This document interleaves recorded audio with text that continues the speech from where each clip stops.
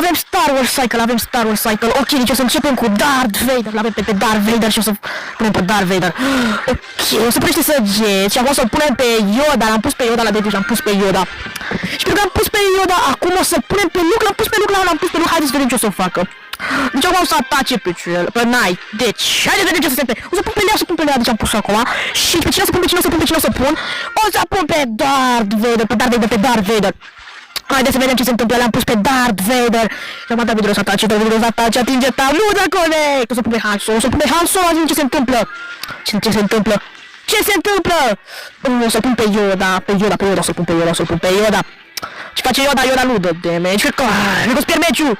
Nu, îl pun pe Luke, îl pun pe Luke. Haide, da, atacă. L-a pus pe ăsta, la ce l-a pus pe ăsta? O să-l pun pe Palpatine, l-am pus pe Palpatine. Nu, o să dea tower-ul meu, ce mi-a dat tower-ul? Stai, spun niște săgeți.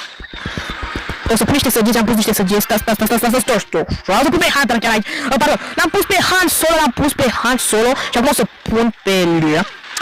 Ok, ce să fac? O să pun pe Luke, o să am pus pe Luke și pe Palpatine ambii odată. Pe cine pun?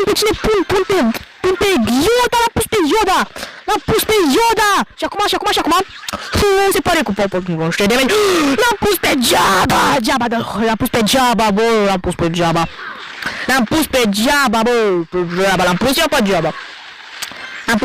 pe Jabba. Uitați-vă cât damage dă. Haide, Jabba! Haide, dă jos tower-ul!